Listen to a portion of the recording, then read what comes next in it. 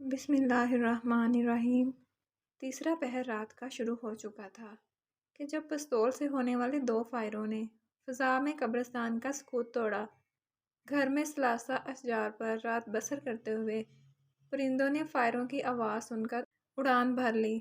پہلا فائر اس لڑکی کے سینے سے ہو کر چیرتا ہوا دل کو گدے میں دھنس گیا، جس پر وہ لڑکی آج رات آخری بار سوئی تھی، کیونکہ اب اسے سور پھونکے جانے کے بعد اٹھنا تھا۔ دوسرا فائر بھی بس سینے کو چیرتا ہوا گدے میں جا چھپا۔ مقتولہ کا نام نادیہ تھا اور عمر عین شباب کی تھی۔ قاتل کا نام چودھری خدا بخش تھا، جس کے بالوں میں چاندی کے ریشوں کی چمک دیکھی جا سکتی تھی۔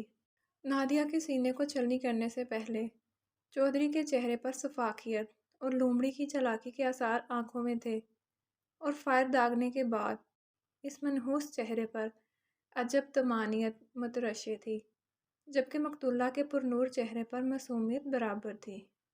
سانسیں تھمنے کے بعد بھی گمان ہوتا تھا کہ وہ بھی گہری نیند سے بیدار ہوگی اور انگڑائی لے کر کائنات کا نظام درہم برہم کر دے گی، مگر یہ صرف گمان تھا۔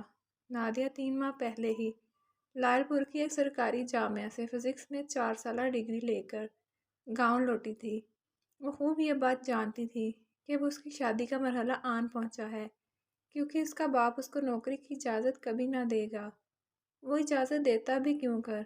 آخر وہ گاؤں کا چودھری تھا، جس کی ملکیت میں 4 مربع زمین، 200 بھینس، اعلیٰ نسل کے 70 گھوڑے، 10 ٹریکٹر اور 4 کنال پر مشتمل ایک کوٹھی تھی، جو کسی مغل بادشاہ کا قصر معلوم ہوتی تھی۔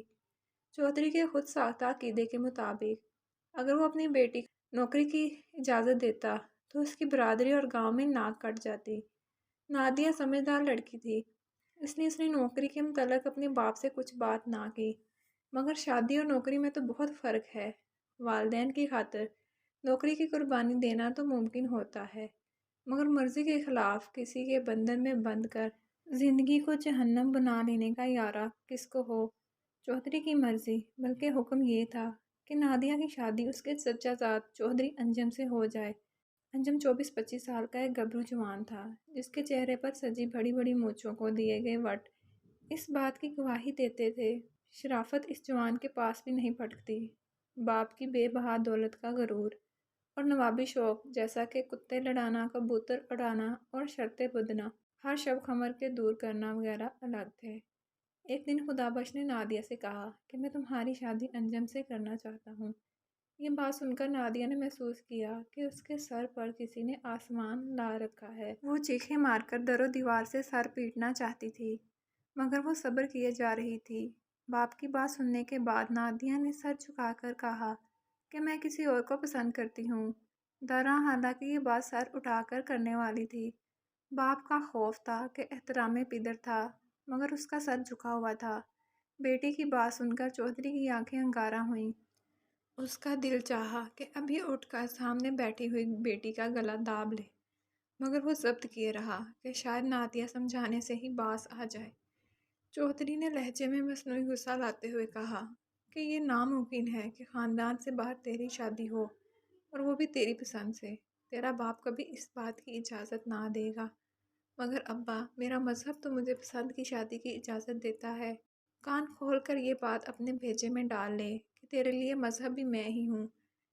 ہوگا وہی جو میں چاہوں گا، چاہے مذہب درمیان آئے یا کچھ اور۔ لیکن ابا، انجم کے ساتھ میری زندگی تباہ ہو جائے گی۔ زیادہ سے زیادہ تیری زندگی ہی تباہ ہوگی نا، تو مر تو نہیں جائے گی۔ آپ اپنی اکلوتی بیٹی کے ساتھ ایسا کیوں کر سکتے ہیں؟ اپنی غیرت کے لیے تو میں کچھ بھی کر سکتا ہوں، لیکن اگر میں پسند کی شادی کر لوں تو آپ کی غیرت پر کیا حرف آئے گا؟ چودھری نے اٹھ کر ایک زناٹے دار تھپڑ نادیہ کے چہرے پر رسید کیا۔ معلوم ہوتا تھا کہ سفید رخسار پر عباس کے علم کی شبیہ بن گئی ہے۔ دیکھ، تجھے بتا رہا ہوں کہ شادی تیری ہوگی تو میری ہی مرضی سے، ورنہ اس گھر سے تیری میت ہی روانہ ہوگی قبرستان کو۔ وہ گال سلاتے ہوئے سسکیاں لیتے ہوئے گویا ہوئی کہ شادی کروں گی تو اپنی مرضی سے، ورنہ نہیں۔ شاید اس کے وہم و گمان میں بھی نہ تھا کہ اس کا باپ اپنے کہے کو سچ کر دکھائے گا۔ بیٹی یہ سمجھتی تھی کہ باپ کا غصہ وقتی ہے، اکلوتی بیٹی کی خواہش کے آگے بہرے طور باپ کو جھکنا پڑے گا، اور باپ یہ سمجھتا تھا کہ تھپڑ کھانے کے بعد بیٹی اپنے دل سے پسند کی شادی کا خیال نکال باہر کرے گی۔ وہ دونوں غلط تھے۔ باپ جو کا نہ بیٹی نے پسند کی شادی کے خیال کو جھٹکا، اور پھر ایک دن چودھری نے فیصلہ کیا کہ غیرت کے نام پر بہرحال نادیہ کی قربانی فرض ہو گئی ہے۔ کیا ہوا جو نادیہ بھی قربان ہو جائے گی؟ آخر پہلے بھی تو لاکھوں عورتوں کا بلیدان دیا گیا ہے۔ اور پھر اس رات نادیہ کو اس کے باپ نے قتل کر دیا۔ نہ مقدمہ ہوا، نہ چودھری اپنے ضمیر کی عدالت میں پیش ہوا۔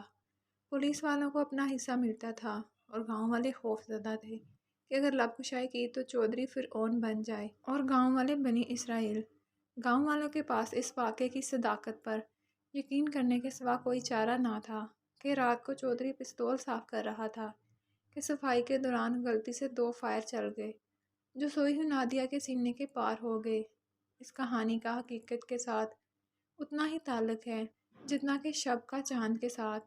آج سے کچھ 5 برس قبل لائل پور میں سڑک کنارے دودھ کی دکان کے باہر چند دوست بیٹھے تھے کہ ایک نے یہ واقعہ سنایا۔ راوی سکا تھا، اس لیے غم نے آن پکڑا کہ 21ویں صدی میں بھی فرسودہ روایات۔ نادیہ کی زندگی کی ڈور فقط اس لیے کاٹ دی گئی کہ وہ پسند کی شادی کرنا چاہتی تھی۔ میری ویڈیو دیکھنے کے لیے شکریہ۔ اگر ویڈیو اچھی لگے تو لائک کر دیں اور میرے چینل کو بھی سبسکرائب کر لیں۔